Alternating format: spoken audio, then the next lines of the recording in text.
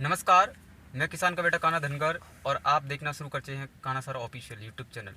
आज जो मेरे साथ में कवि योगी सूरनाथ जी मौजूद हैं, आइए इनसे वार्ता करते हैं। तो बहुत बहुत स्वागत है जी। आपके सभी दर्शकों को मेरी ओर से बहुत बहुत नमस्कार, बहुत बहुत शुभकामनाएं। योगी जी, हम पहले जानना चाहते हैं कि आपने कवि के रूप में कितनी उम्र से शुरू किया गीत लिखना, गीत गाना? मेरा समय लगभग मैं जब 8वीं कक्षा में था, बिल्कुल। तब एक टीचर थे, तो उन्होंने मुझे रामचरितमानस पढ़ने की प्रेरणा दी। रामचरितमानस का सम्यक रूप से अध्ययन किया। तो रामचरितमानस पढ़ते पढ़ते मुझे इतना काव्य और साहित्य की ओर रुझान हुआ कि मतलब रात के 3-3 बजे तक रामचरितमानस साहित्य की किताबें पढ़ रहे हैं। तो उससे शब्दों का सबसे पहले तो शब्दकोश बढ़ा। फिर कुछ ऐसी परिस्थितियां हुई जिसमें हृदय छिन्न भिन्न हुआ। तो उस समय पे करुणा आई और करुणा ने गीत उतरवाया, कविता उतरवाई। तो मैं 8वीं कक्षा से लगभग पढ़ रहा हूँ साहित्य, और लेकिन लिखना मैंने फर्स्ट ईयर से प्रारंभ किया। आपका गांव कौन सा है और आप किस ज़िले से आते हैं, उसके बारे में हमारे दर्शक जानना चाहते हैं। मैं आगरा ज़िले से आता हूँ, और आगरा ज़िले में एक छोटा सा कह सकते बाढ़ पड़ता है, खतैना। तो मैं वहाँ का निवासी हूँ। खतैना लोहा मंडी क्षेत्र आप प्रसिद्ध क्षेत्र है, पुराना क्षेत्र है। तो वहीं से मैं आता हूँ। आपकी पहली कविता ऐसी कोई कविता हो जिस कविता ने, जिस गीत ने आपकी ज़िंदगी पर अच्छा प्रभाव डाला हो? मैंने महाराणा प्रताप के ऊपर जो कुछ छंद लिखे थे, बिल्कुल। तो वो छंद मेरे बहुत ज़्यादा वायरल हुए थे, और उन छंदों की भाषा शैली की प्रांजलता के कारण मुझे युवा कवियों में बहुत अच्छा स्थान प्राप्त हुआ। तो वो जो छंद था वो मैं सुनाता हूँ। एक नाद सौंदर्य का छंद है, आप सभी सुनिएगा कि घनन घनन घन घन घंटा से बजे घुमड़ घुमड़ घटा घेर घेर आई है, और आई है भवानी सिंह चढ़े रण क्षेत्र जैसे दानव दलों पे काली काल बन छाई है। और छाई चीतकार मार मार हाहाकार, और छाई चीतकार मार मार हाहाकार, और चारों ओर रक्त की ही नदियां बहाई हैं। और हाय हाय करत फिरत मुगलों की सेना, राणा रण खेत तलवार जो चलाई है, राणा रण खेत तलवार जो चलाई है। ये मेरे कुछ छंद थे, तो उनमें से ये मेरा एक छंद था। तो इनकी वजह से मुझे बड़ी जल्दी प्रसिद्धि युवा कवियों में मिली। बिल्कुल। साथ ही आपको बता दें कि हमारे साथ में योगी सूरनाथ जी मौजूद हैं, जो युवा कवियों की लिस्ट में आते हैं। काफ़ी अच्छा इनका नाम है, आगरा ज़िले की शान है। और आपको बता दें, इतनी छोटी सी उम्र में इन्होंने इतना नाम कमाया है, वो काबिल तारीफ़ है। एक से एक अच्छी अच्छी कविताएं लिखने में शौक़ रखते हैं।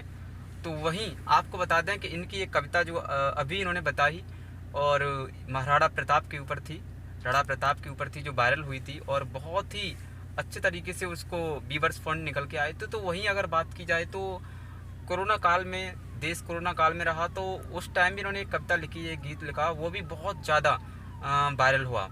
तो और भी हम बात करते हैं इनके बारे में।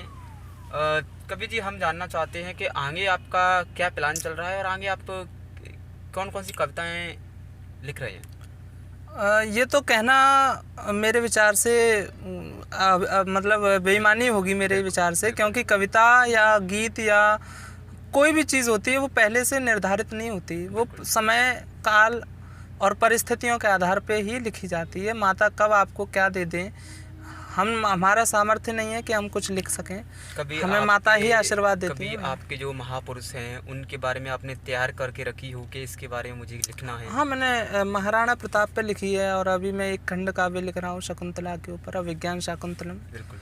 जैसा कि आपने कालिदास की रचना पढ़ी होगी नाटक, तो मैंने शकुंतला के चरित्र को लिखना प्रारंभ किया, अभी लिखना बाकी रह गया जी। तो और भी क्या क्या, मतलब इसके साथ साथ में? मैं साथ ही साथ मैं हिंदी के साथ साथ संस्कृत में कविताएं लिखता हूं। संस्कृत में भी मेरी अच्छी कमांड है, अच्छी निपुणता है, और संस्कृत संभाषण, बिल्कुल, जैसा कि संस्कृत में बातचीत करना आजकल आपने देखे नहीं होंगे शायद, या विलुप्त सी होती जा रही है ये जो धारा है, भाषा है।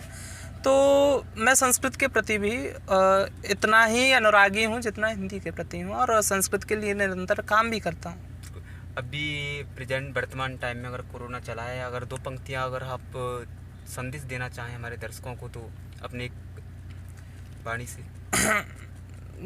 संदेश तो मैं नहीं दे सकता, लेकिन हाँ जो मैंने भगवान से, क्योंकि ये व्यक्ति चाहे कुछ भी कर ले, संदेश दे ले या कुछ भी कर ले, ये व्यक्ति के हाथ में ऐसी बीमारी थी जो मनुष्य के हाथ में नहीं थी। बिल्कुल। तो मैंने भगवान शिव से एक बार प्रार्थना की। बिल्कुल। तो मैंने लिखा था कि गोरे रंग अंग पे भुजंग संग शैल सुता को निहारती तरंग गंग अधोगामी है। कि गोरे रंग अंग पे भुजंग संग शैल सुता को निहारती तरंग गंग अधोगामी है। और बाजत मृदंग दंग है अनंग अंग अंग राम के प्रसंग संग मन राम नामी है। और भक्ति है अभंग भंग भाव है प्रमाद नाद चांद श्रृंग व कुरंग पुत्र गिरि धामी है। और करो जंगो मंग धार नाथ काल कोरोना से कारणात भक्तों में शोक की सुनामी है।